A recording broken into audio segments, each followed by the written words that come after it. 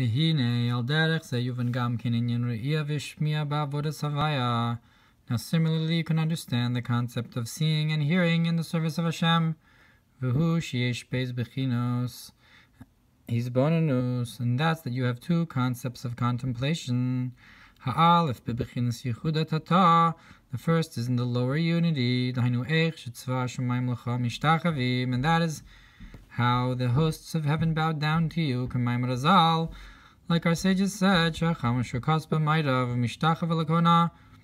that the sun sets in the west and bows to its creator, to its maker, and so too all of the astrological signs in their orbits,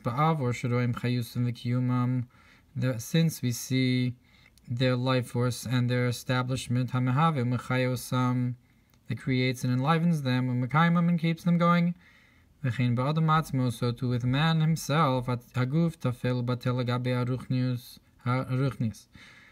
body is subservient and nullified to the spirituality in it, and the life force that's in it.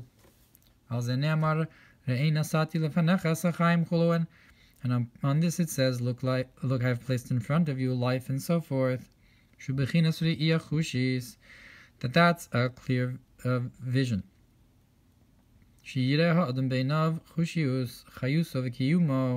That a person can see and with his senses that they're alive and established from divine life, that enlivens them. And so to the sight, you can see the bowing down of the hosts of heaven. So to the concept of the angels that are like wheels and the holy animals with a great noise. And that's all, and this is all included in the contemplation of the lower unity. How everything, all that exists has divine life force creating it and keeping it going. That's the first contemplation.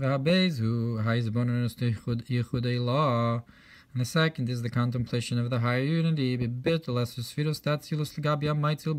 nullification of the 10 spheres of Atzilos. To the emanator may be blessed, and certainly the concept of contemplation of the higher unity, who Gavoy Yoser is higher. Because all of the worlds, they're completely incomparable even to the lowest level of Atzilos, like it's explained in the note to Tikkun Chatzos in the Siddur concerning that how Hashem, the Medrash, how Hashem placed his small finger and Vesarfim and burned them up. That's the concept of the Malchus of Atzilus, the small finger. And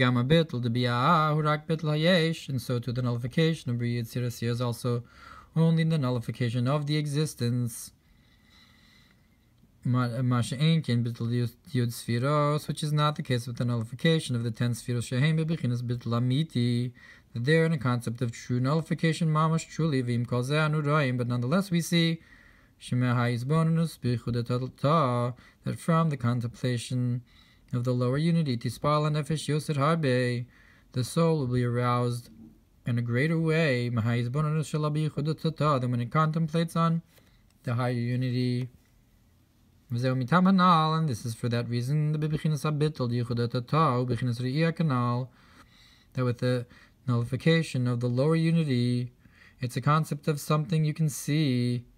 Like it says, look, I've placed before you the life that you can see the nullification of the hosts of heaven, which is not the case with the contemplation of the higher unity, that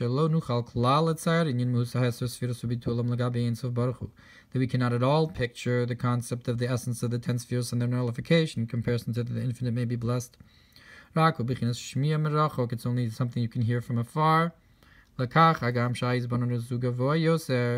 Therefore, even though his contemplation is higher, but it's like this allegory, takim v'ruchanim yoser min ha're'iyah, that hearing grasps more spiritual ideas than the sight. Umikol makom, but nonetheless, but nonetheless, the arousal is much greater in the concept of sight than it is by hearing. But nonetheless, you have to have both of these ideas, both seeing and hearing, because the contemplation in the higher unity is much higher. And it is known that Bri Yitzios are called like the inanimate in comparison to Atzilus. Like it says, and from the dust that is in the on the floor of the Mishkan, you put into the Sota waters. That's the concept of the worlds of almost Bri Yitzios that are brought into the Inyanim that are in Atzilus, that are involved in this making the Sota water. Like it's brought in another place.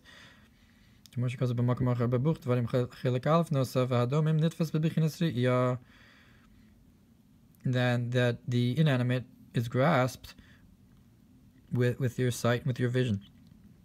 Like we said before.